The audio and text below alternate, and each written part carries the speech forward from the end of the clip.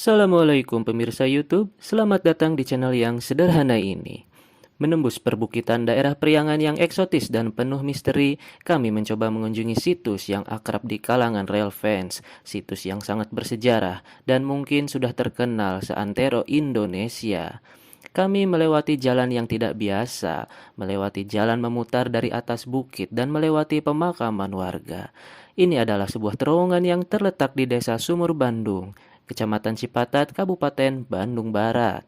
Terowongan yang membelah perbukitan Cidepong ini terletak antara Stasiun Masuhati dan Stasiun Sasak Saat di kilometer 143 sampai 144. Panjangnya mencapai 949 meter, ya hampir 1 kilometer, sehingga merupakan terowongan aktif terpanjang di Indonesia. Ini adalah terowongan Sasak Saat.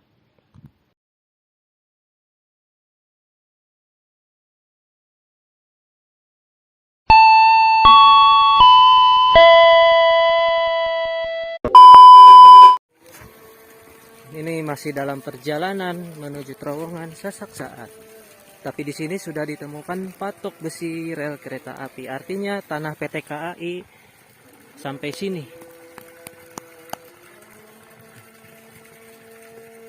Jauh nih, masih jauh dari terowongan, udah ada.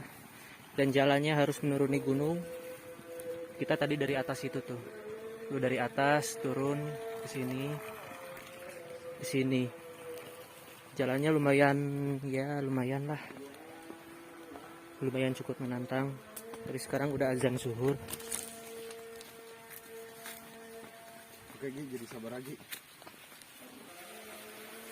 Kita menemukan sebuah bantalan besi di sini.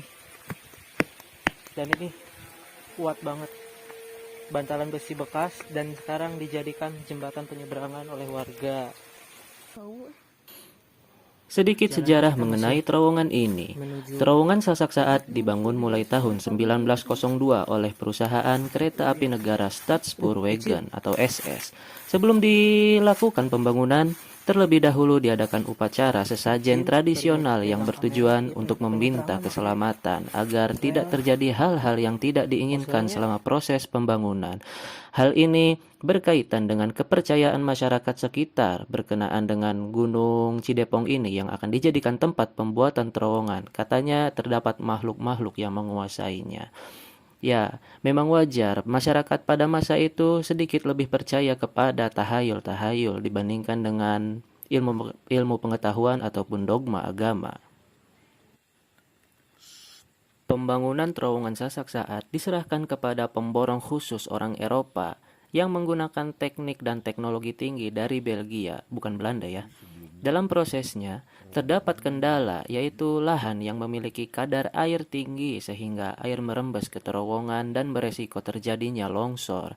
Selain itu, terdapat batuan cadas pula pada tanah yang digali.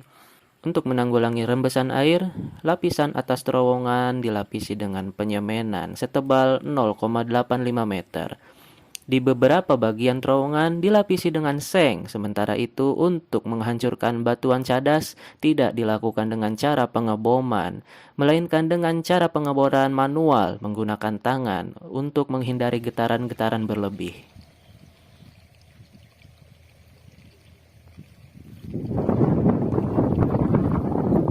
Kereta Serayu memasuki terowongan Sasak Saat. Suara gemuruh mesinnya kedengar sampai luar ya. Ngeri banget nih suaranya.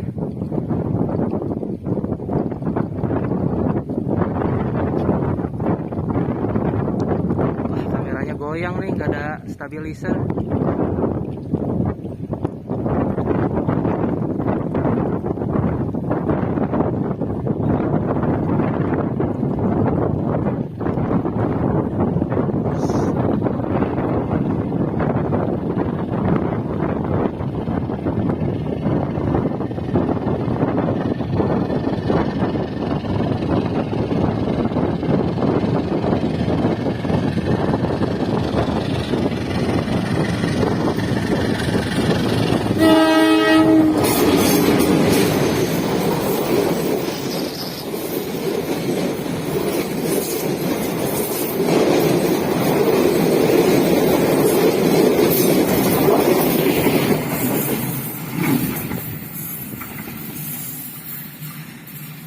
Dan itulah tadi, ternyata suara gemuruh mesin ketika di luar sama di dalam terowongan itu beda ya. Kalau dari dalam terowongan itu lebih ngeri banget suaranya. Kalau di luar kan kayak biasa aja, seperti alunan musik yang mengindahkan telinga.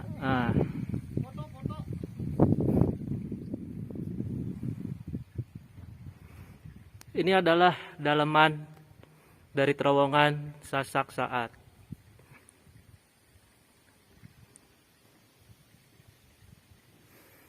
Di samping kiri kanan ada aliran air untuk drainase. Bantalannya masih menggunakan bantalan besi, tapi relnya udah memakai ukuran gede, kira-kira ya R50 lah ini mah. Dilengkapi dengan gongsol, tapi sudah dilengkapi dengan lampu LED yang menyala terang sepanjang hari untuk menerangi terowongan ini. Temboknya terbuat dari apa ya, beton ya. Berarti zaman dulu udah ada beton. Dari semen lah. Di atas sono ada sarang tawon, sarang walet, sarang tawon. Walet.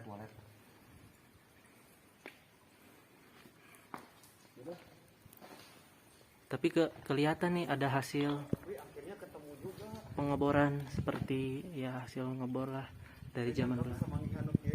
Tuh ada. Pengen nyebrang ke sono tapi nggak mau demi keselamatan diri sendiri. Kita udah izin loh ya. Saya udah izin loh.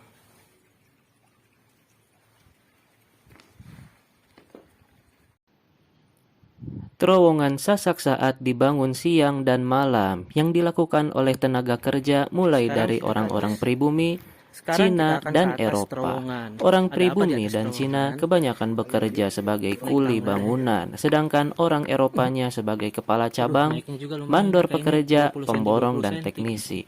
Adapun teknis pembangunan terowongan ini dengan cara melakukan penggalian di bagian sisi arah utara dan selatan yang dilakukan secara bersamaan. Jauh coy. Jauh banget. Jauh.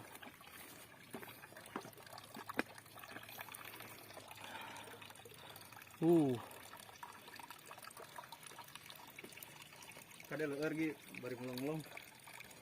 Demikian ulasan kami mengenai terowongan Sasak Saat. Kami tidak dibayar maupun terafiliasi dengan siapapun dalam pembuatan video ini. Maka dari itu, mohon keikhlasan Anda untuk menekan tombol jempol ke atas dan tombol subscribe-nya, beserta tombol loncengnya agar kami merasa bahagia dan Anda juga akan merasa bahagia karena mungkin saja dengan mensubscribe channel kami akan ada pahalanya. Wabillahi taufiq wal hidayah. Wassalamualaikum warahmatullahi wabarakatuh.